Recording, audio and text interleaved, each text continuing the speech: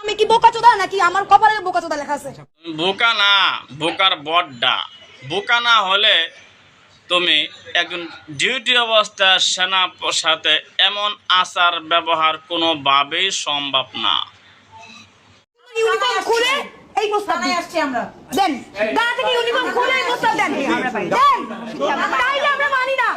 ধৈর্যর পরিচয়, ধৈর্য কাকে বলে? এর নামে হলো ধৈর্য। ইউনিফর্ম খোলার কথা বললো সেনা ক্যাপ্টেন, কিছু বলো না, এটার নাম হলো ধৈর্য। ধৈর্য ধরলে আল্লাহ তাআলা নগদে তাকে পুরস্কার দিয়ে দিল। দেখেন, আপনারা তাদের গায়ে হাত তুলতে, তার গায়ে সে রেপিস্ট হোক, তার জন্য আপনি তার গায়ে বা আপনারা 10 জন মেয়ে তার গায়ে হাত তুলতে পারেন না। পুলিশ আপনাদের প্রতিশ্রুতি দিছে আপনাদেরকে 10 মিনিট দিবে মারার জন্য, তাই তো? 10টা মেয়েকে মাত্র। আচ্ছা, আবার অনুমতিও চায়। তোমাদের মতো মেয়েদেরকে অনুমতি দিব এই সেনাবাহিনী খাইয়ে দেওয়ার কোনো কাজ নাই। তোমাদের কাজ, তোমাদের মেয়েদের হাতে একজন মানুষকে উঠাই দেব যে তোমরা যা মন তা করো গা, আর ওই একজনের মতো তোমার টুনটুনিটা কাটে দাও। এরা কি কোনোভাবে সম্ভব?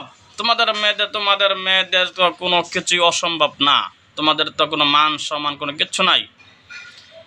আর এই সেনাপ্রধান যদি তোমার মতো হইতো, সেনাপ্রধান একটা তুড়ি মাইরা তোমার এক তুড়ির উপরে 2 তুড়ি লাগতো না, তোলার মতো ওইটা যাইতাগা তোমার মতো বাগিনী।